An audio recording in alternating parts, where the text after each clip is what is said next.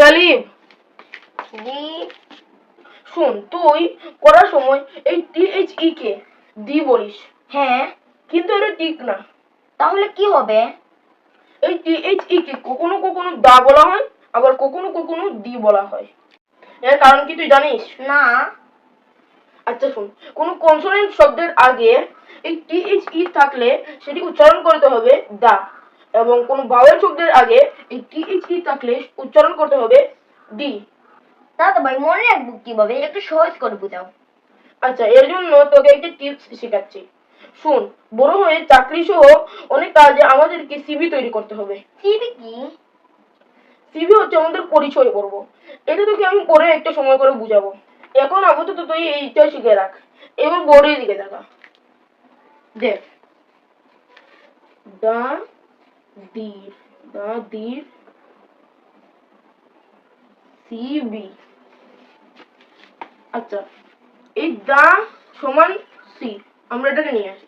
এই যে দা সমান সি, সি মানে কনসোনেন্ট, কনসোনেন্ট।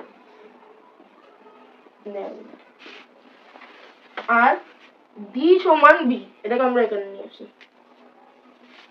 ডি সমান ভি, ভি মানে হচ্ছে ভাওয়েল।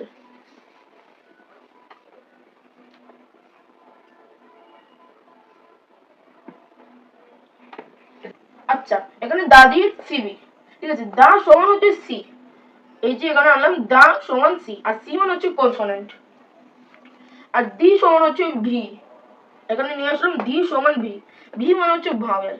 আচ্ছা, A E I O U, তুই তো জানিস এগুলো হচ্ছে ভাওয়েল। হ্যাঁ। শুন, ইংরেজি বর্ণ হচ্ছে 26টি, আর কনসোনেন্ট হচ্ছে 21টি, আর ভাওয়েল কতটি? ভাওয়েল 5টি।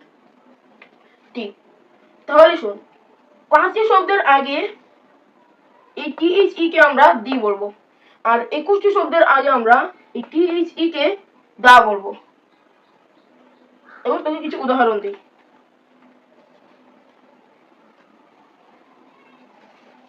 এবার তুই এই দিকে আয়।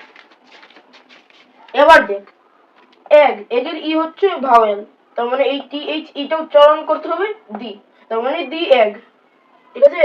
হ্যাঁ। এবার অয়েলের অটা হচ্ছে ভাওয়েল, তার মানে এই THE টা উচ্চারণ করতে হবে দি, তার মানে এটা হলো দি অয়েল।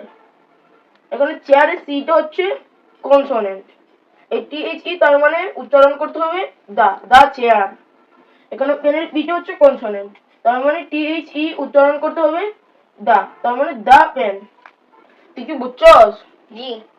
তাহলে তুই পড়ার সময় সহজে মনে রাখবি দাদির সিবি, দাদির সিবি, কনসোনেন্ট থাকলে হবে দা, আর ভাওয়েল থাকলে হবে দি। এবার তুই বুঝছস? জি। তাহলে দাদির সিবি, দা মানে কনসোনেন্ট, দি মানে ভাওয়েল, তার মানে পড়ালেখার সময় দাদির সিবি মনে রাখলেই চলবে। তাহলেই তুই বুঝতে পারবি কখন THE কে দা উচ্চারণ করতে হবে বা দি উচ্চারণ করতে হবে। আপনারা কি বুঝতে পেরেছেন?